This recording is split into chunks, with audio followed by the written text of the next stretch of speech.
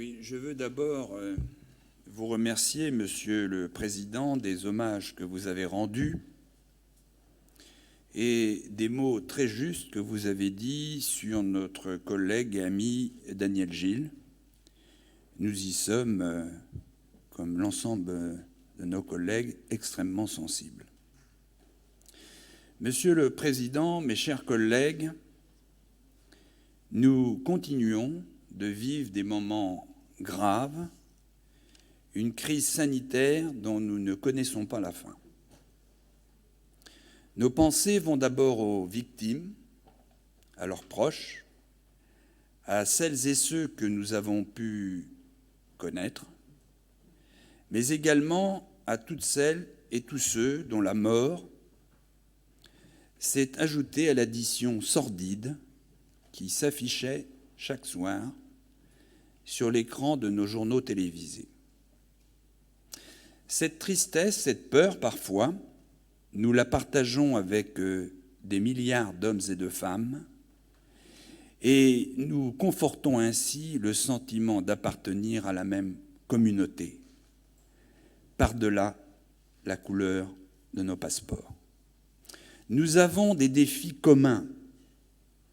Vaincre ce virus, évidemment, et d'autres sans doute, mais nous avons aussi une terre en partage, une planète à préserver, la paix à installer durablement et partout.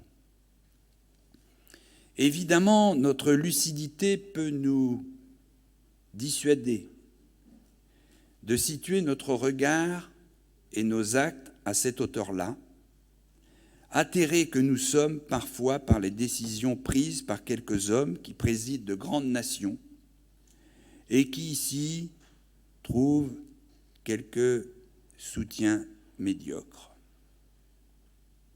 Elle peut aussi nous conduire à nous replier sur nos territoires et, parfois avec les meilleures intentions, à finalement nous éloigner des lieux et des instances qui pensent le monde, qui pensent la globalisation de ce monde. Étonnamment, en fonction des espaces politiques que nous prétendons investir, nous sollicitons deux symboles, deux objets de nos vies qu'il nous faudrait opposer les uns aux autres, le vélo et l'avion. Ne voyez dans mon propos, dont j'espère que vous l'avez compris, ne voyez dans mon propos aucune forme de provocation. D'ailleurs, personnellement, je suis venu à pied, mais je souhaite juste vous dire que la période, la gravité de la situation, nous porte à investir tous les lieux de pouvoir, en particulier ceux où s'organise la mondialisation, et tenter de construire un socle plus solide de valeurs universelles, fraternelles et humanistes. Et mes chers collègues, j'ai le sentiment que c'est aussi ici, en ce jour et dans cet hémicycle, qu'il faut porter ces exigences. Que de surcroît, nous ne cédons pas à la facilité qui consiste, s'appuyant sur la grande diversité des manières de voir, à désigner des coupables, nous venons de l'entendre, l'autre, ou l'homme, ou le système, ou nos organisations. Nous avons un devoir de dignité et de responsabilité. La dignité sollicite davantage le silence que la véhémence. Elle appelle notre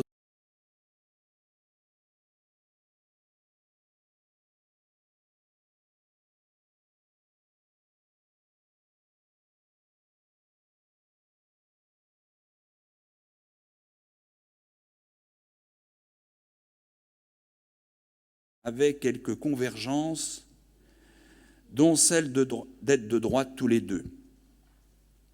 Ils semblent surtout découvrir, l'un après l'autre, les vertus de notre maillage de collectivités, l'utilité des politiques locales et l'efficacité des élus qui les animent. Les territoires semblent devenir importants et la décentralisation indispensable à l'émergence du nouveau monde que le président Macron nous a promis en 2017. J'entends ici ou là,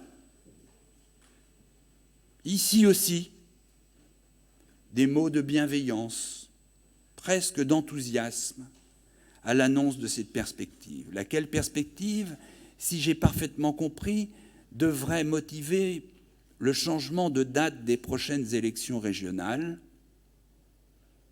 même si cette hypothèse s'éloigne. J'ai aussi lu que ce changement de date pouvait avoir d'autres motivations. Si c'est le cas, c'est tellement minable et grotesque que ça ne passera pas l'été. En tout état de cause, on ne peut pas, dans une démocratie, malmener les principes et les calendriers sans solliciter une raison majeure. La date du premier tour de l'élection municipale a été maintenue dans les conditions que vous savez, et je n'ai jamais personnellement critiqué ce maintien. Autre chose est d'imaginer le faire pour des promesses de débat et sans doute pour des calculs politiques grossiers. Monsieur le Président, depuis le début de la crise, comme l'immense majorité des élus de ce pays, par-delà la diversité de leurs opinions politiques, vous n'avez pas passé votre temps à commenter les décisions gouvernementales. Dans cette période très difficile, Monsieur le Président, vous vous êtes impliqué quotidiennement pour faire du bien. Et vous avez essayé de bien le faire. Je le dis de cette manière parce que j'en ai été le témoin avec d'autres. Un rythme presque quotidien. Vous avez montré, pour le faire, autant de détermination que d'humilité, et ceci, me semble-t-il, appelle notre reconnaissance, et je le souhaite, bien au-delà des bancs de la majorité. Il est donc juste de tenir,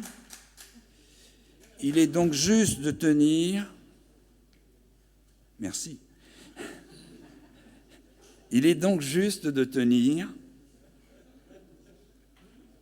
vous pourrez applaudir le président à la fin de mon propos. Je compte sur vous. Il est donc juste de tenir cette session pour éclairer les Bretonnes et les Bretons sur les niveaux et la nature de l'intervention régionale qu'on a tenté de dévoyer, sur laquelle on a tenté d'ironiser il y a quelques minutes, Monsieur le Président. Il est donc juste de dire ce que vous avez fait, ce que nous avons fait. Il est aussi juste de dire les difficultés auxquelles nous sommes confrontés et que pour autant, par-delà ces difficultés, nous n'entendons pas relâcher notre soutien à l'ensemble des habitants et des acteurs de notre territoire.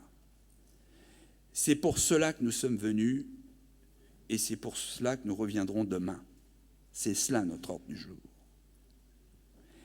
Et nous le ferons avec l'exigence dont je parlais tout à l'heure, celle du courage de dire la vérité. La vérité, c'est celle des chiffres, c'est aussi celle des intentions. Nous restons mobilisés sur des valeurs et des principes qui nous éloignent beaucoup des premières annonces, parfois elliptiques, des membres du nouveau gouvernement. Au début de mon propos, j'ai évoqué cette tragédie mondiale et toutes ces victimes dont nous ne sommes pas sûrs qu'elles soient les dernières. Mais sur le terrain économique et social, le président de la République nous a prévenus. Ce sera dur. Et d'accompagner cette perspective de la possibilité d'allonger la durée hebdomadaire du temps de travail, d'éventuellement de contraindre les salariés à travailler davantage pour qu'ils maintiennent au mieux leur niveau de rémunération. Nous n'en sommes pas encore sortis. Que des profiteurs opportunistes, malins comme des gens qui font des affaires, sont prêts à s'emparer du Covid ou de considérations écologiques pour fermer des entreprises et licencier des hommes et des femmes. Dans ce clivage-là, nous savons, nous, de quel côté nous sommes de l'agneau. Merci.